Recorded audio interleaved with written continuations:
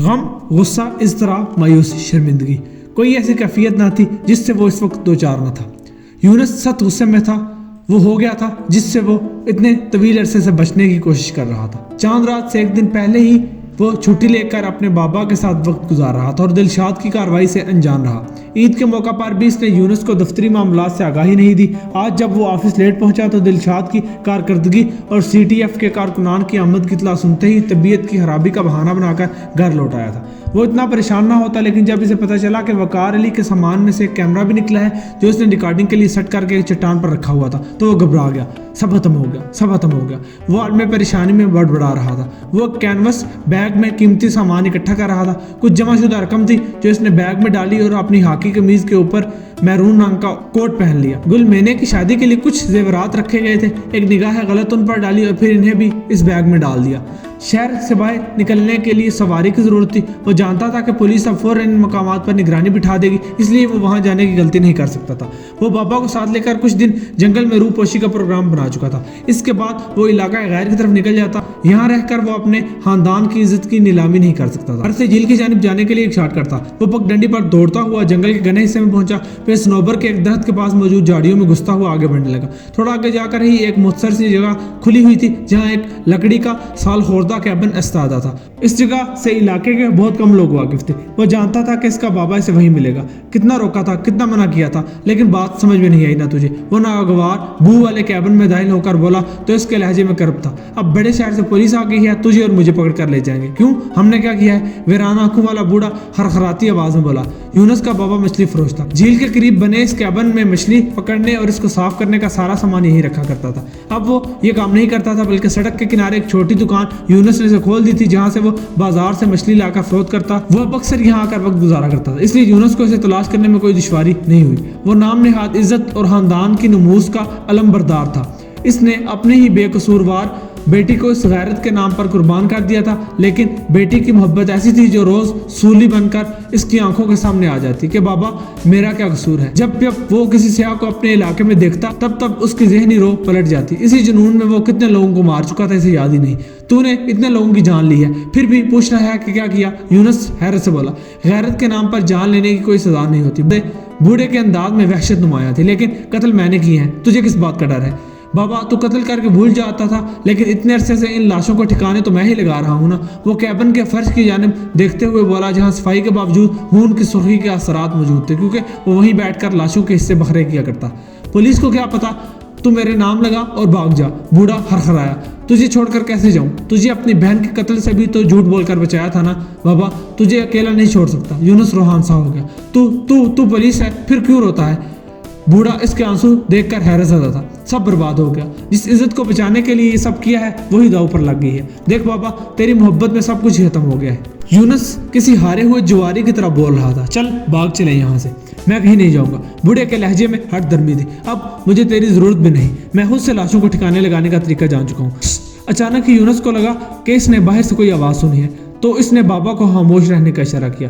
وہ دبے قدموں بند چوبی دروازے کے پاس آیا اور کان لگا کر باہر کی سن گن لینے لگا۔ بوڑھا اس دوران بغلی کھڑکی کے ساتھ چپک کر اس کی درزوں سے باہر کا منظر دیکھنے کی کوشش کر رہا تھا۔ دروازہ ایک جھٹکے سے کھلا۔ اس کا پٹ لگنے سے یونس تقریباً اڑتا ہوا فرش پر جا گرا۔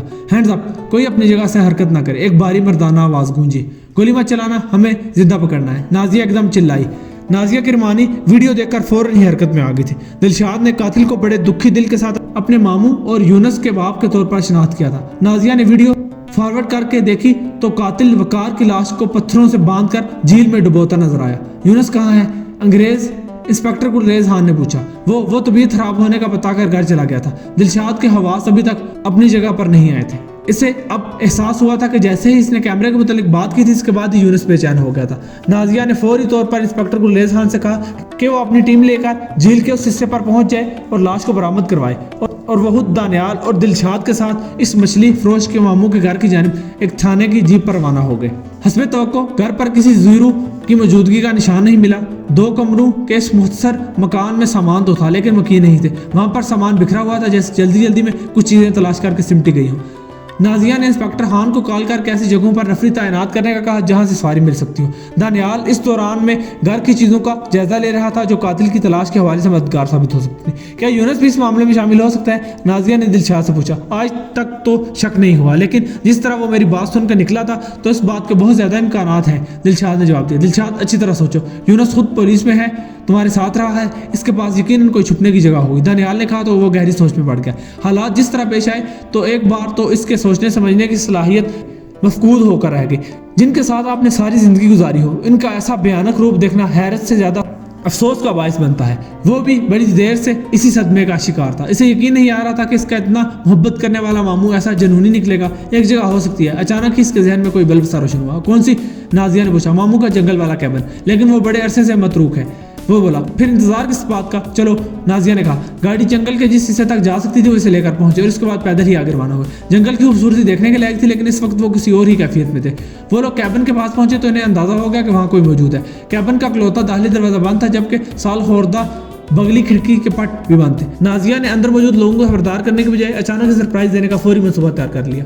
दिलशाद को खिड़की के पास जाने का कहा और दानियाल से कहा कि वो दरवाजे के जरिए अंदर दाखिल हो। हाथ में गन पकड़कर वो इन दोनों को कवर देने के लिए बिल्कुल तैयार थी।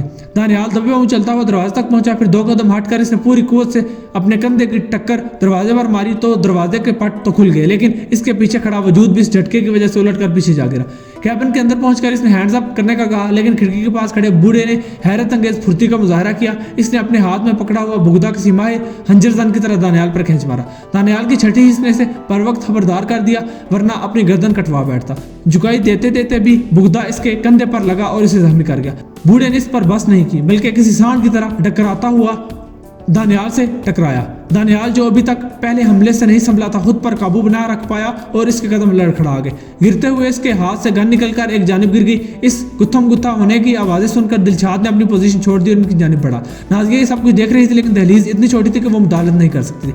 फायर वो करना नहीं चाहती थी, इसलिए जब दिलशाद को गन तान कर आगे बढ़ते देखा तो फौरन चिल्लाकर गोली ना मारने का हुक्म सादर किया। दिलशाद पहले भी ऐसा कोई इरादा नहीं रखता था, लेकिन इस लम्हे वो सोचे बगैर ना रह सका कि अपने खूनी रिश्तों पर कानून को फोकियत देना मुश्किल काम था। इसने अपनी गन होस्टर में डाल दी कि कहीं गलती से ही इस्तेमाल ना कर बैठे। भाग जा बाबा, भाग जा।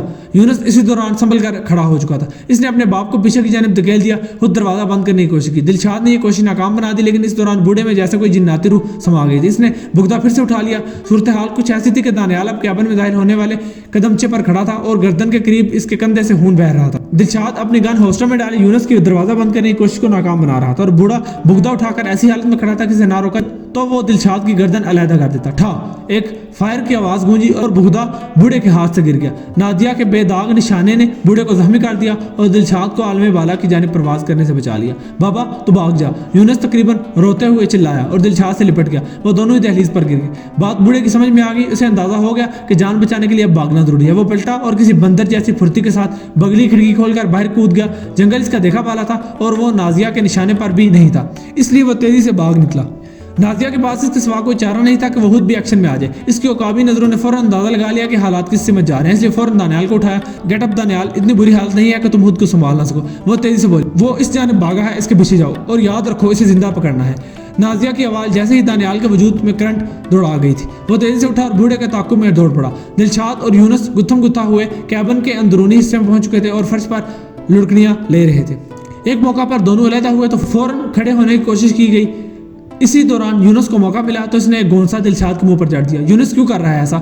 दिलशाद ने खून थूकते हुए बोला। सब खत्म हो गया। मैंने बड़ी कोशिश की कि बाबा के बारे में किसी को बताना चाहिए, लेकिन तुझे चैन नहीं आया। अब खुश है ना तू? इसने एक और गोंसा मारने की कोशिश की, लेकिन दिलशाद झुकाई देकर बच गया। मैं तो बस अपना फर्ज पूरा कर रहा था। दिलशाद के लहजे में हाँ शर्मिंदगी हो गई। यूनुस ने आगे बढ़कर फिर हमला करना चाहा, लेकिन नाजिया हरकत में आ चुकी थी। इसने घुमाकर एक टांग इसके मुंह पर मारी। वो अचानक वार पर संभल ना सका और कोने में रखी मेज पर जा गिरा जहां मछलियां साफ करने के औजार पड़े थे। कुतिया मुझे मारती है। यूनुस गाली देते हुए पलटा तो इसके हाथ में एक हमदार खंजर था जो इसने मेज पर से उठाया था। इसकी आंखों में खून उतरा हुआ और चेहरा जज्बात की हिद्दत से सुर्ख पड़ गया था। इससे कबल के वो नाजिया पर वार करता, दिलशाद ने से पीछे से आकर इसके दाहिने बाजू को अपने बाजुओं के हल्के में जकड़ लिया। छोड़ मुझे, वो एक गाली देते हुए बोला, लेकिन दिलशाद की पकड़ मजबूत तर होती गई। वो पूरी शिद्दत से जोर लगा रहा था, लेकिन दिलशाद के घेरे से निकलना मुश्किल हो रहा था। नाजिया भी इसी इस्लाम में आगे बढ़ी और इसके हाथ से हंजर ले لیکن یونس اس کا ارادہ بانپ گیا. اس نے پھرتی کے ساتھ خنجر اپنے دانے سے بائیں ہاتھ میں منتقل اور تیزی سے دلشاد پر وار کر دیا. دلشاد نے پہلو بچایا لیکن یونس کا خنجر اس کے پہلو کو چیرتا ہوا آگے نکل گیا. اس کے حلق سے ایک چیخ نکلی. اس نے تڑپ کر یونس کو چھوڑ دیا. نازیہ ایک اور موت کو نہیں دیکھ سکتی تھی. اس نے تیزی سے اپنی گن نکالی. رک جاؤ ورنہ. اس نے تنبیہ کی. ورنہ کیا؟ یونس کے لہجے میں موت کی چاپ تھی. مجھے مار دو گی؟ لے میں تیرا کام آسان کر دیتا ہوں. جو بھی ہوا لمحوں میں ہوا. کسی کو عمل کرنے تو کیا سوچنے کی بھی مہلت نہ ملی. نازیہ کو اس بات کی 1% بھی توقع نہیں تھی. جو شخص جان بچانے کے لیے پاگلوں کی طرح ان سے بھیڑا ہوا تھا, اس نے اچانک ہی کوئی راستہ نہ پا کر خنجر اپنے ہی سینے میں گھوم دیا. وہ ہکا بکا یونس کے سینے پر بہتے لہو کو دیکھ رہی تھی. یونس دلشاد چیختا ہوا اس کی جانب لپکا اور اسے سنبھالنے کی کوشش کی, لیکن بے جان جسم اور بے نور آنکھیں فوری موت کا قصہ سنا رہی تھی. جھوٹی انا اور ناموس کے چکر میں ایک اور جان جا چکی تھی. یہ ہمارے ملک میں سیریل کلر انہی علاقوں میں کیوں زیادہ ملتے ہیں؟ دانیال نے سوال کیا. ایک ہنگامہ خیز مار کارروائی کے بعد وہ دونوں اس وقت ہیلی کاپٹر کی پچھلی سیٹوں پر بیٹھے تھے اور شور کی وجہ سے کانوں پر لگے ہینڈ سیٹ اور مائک کے ذریعے گفتگو کر رہے تھے. یونس کے باپ کو دانیال پکڑنے میں کامیاب رہا تھا. نازیہ کی چلائی گئی گولی اس کے بازو کو زخمی کر گئی تھی, جس کی وجہ سے وہ علاقے سے واقف ہونے کے باوجود دانیال کے قابو میں آ گیا. ایک لمحے کے لیے تو دانیال کو بھی ایسا لگا کہ جیسے وہ فرار چاہتا ہی نہیں. بیٹے کی خودکشی کا سن کر وہ زاروں کتار رو دیا. میڈیکل ایگزامینر کے مطابق وہ شیزوفرینیا کا مریض تھا.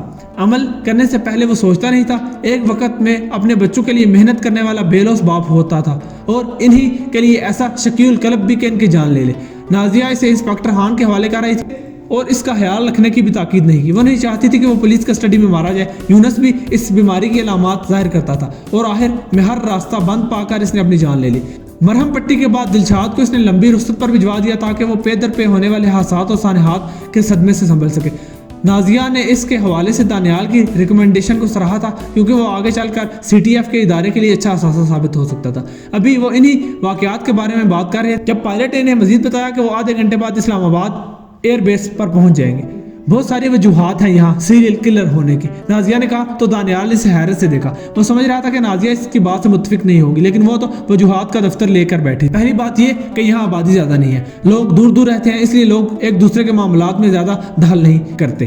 دوسری بات یہ ہے کہ تعلیم کی کمی ہے. تیسری اور سب سے اہم بات کہ ان لوگوں کا معاشی طور پر کمزور ہونا ہے. کھانے پینے کا بندوبست تو کر لیتے ہیں لیکن زندگی گزارنے کے لیے جو سہولیات چاہیے ہوتی ہیں وہ نہ ہونے کے برابر ہوتی ہیں. عمومی جرائم کم ہے لیکن یہ مایوسی اور حسرت اندر ہی پنپتی رہتی ہے, جس کا نتیجہ یہ سیریل کلر جیسی علتوں کا شکل میں نکلتا ہے. نازیہ نے تفصیل سے بتایا. دانیال اس کی بات کی تائید کے بغیر نہ رہ سکا. ہیلی کاپٹر جب واپس ایئر بیس پر اتر گیا تو نازیہ یہی سوچ رہی تھی کہ وہ تو اپنے خوف پر قابو پانے میں کامیاب ہو گئی ہے. کاش اس کے ملک کے باقی لوگ بھی نام نہاد غیرت کے اس خوف سے نکل آئے جہاں وہ معاشرے سے ڈر کر جان سے بھی زیادہ عزیز ہستیوں کو ختم کر دیتے ہیں.